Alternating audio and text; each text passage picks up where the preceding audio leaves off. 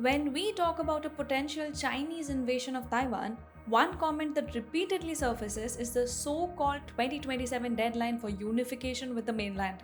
Now, US Secretary of Defense Pete Hegseth recalled this deadline a few months back during the Shangri La dialogue. Similar remarks have been made by several US and Taiwanese officials, including Taiwan's former foreign minister. With the date approaching and boosting its defense capabilities, it might seem that war in Asia is inevitable.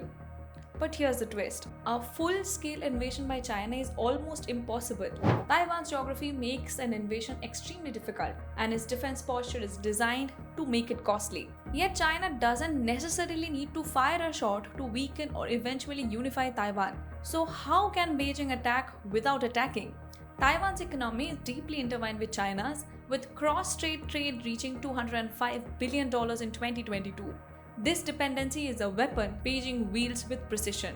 Since 2019, China has banned individual tourists, fined Taiwanese firms, and imposed imports ban on goods ranging from fruits to pastries, most notably after the US Speaker Nancy Pelosi's controversial visit to Taipei. Another pressure point is semiconductors, where Taiwan produces more than 60% of the world's chips. While China has not directly targeted this industry, it could restrict rare earth exports or pressure global clients to diversify supply chains. A prolonged economic blockade could push Taiwan's economy into a downward spiral, creating internal pressure on the government to negotiate terms of unification. Now, China's prowess in cyber and psychological warfare is well known. A Reuters report in April 2025 highlighted an increasing threat from Beijing's security services to use malicious mobile application to surveil Taiwanese independence activists, Tibetan right advocates, and others opposed by the Chinese government. Now, the report emphasized that those most at risk are Taiwanese who advocate sovereignty for the island. With China's advanced cyber infrastructure, a large-scale attack targeting Taiwan's power grids, semiconductor plants, or transportation system could paralyze the island without triggering a direct military response. A sustained cyber campaign could destabilize governance, creating chaos that Beijing could exploit to impose a puppet regime or force political concessions.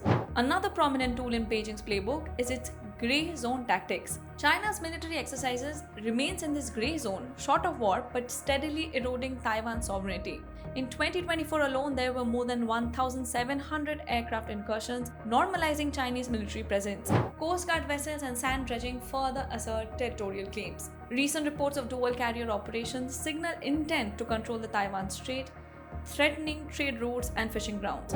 Now, this gradual encirclement could create economic hardships and pressure Taiwan into negotiations. If sustained long enough, it could impose a one country, two systems model, avoiding the costs of invasion while still achieving de facto unification. While multiple reports have pointed to 2027 as Beijing's invasion deadline, the fact remains that China's patience may outlast Taipei's ability to sustain its defense build-up. With the declining population and heavy reliance on trade, Taiwan's goal of raising defense spending to 5% of GDP by 2030 may strain resources, especially under economic coercion.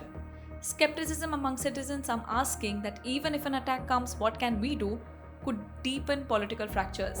In such a scenario, China might simply wait for Taiwan's economy to falter or its society to destabilize, then offer unification as a path to restore stability. So while invasion may remain the riskiest option for Beijing, unification could still be achieved without firing a single shot. It is what we may call war without war, a tactic of pressure and squeeze. Only time will tell if Taiwan can withstand this bloodless offensive.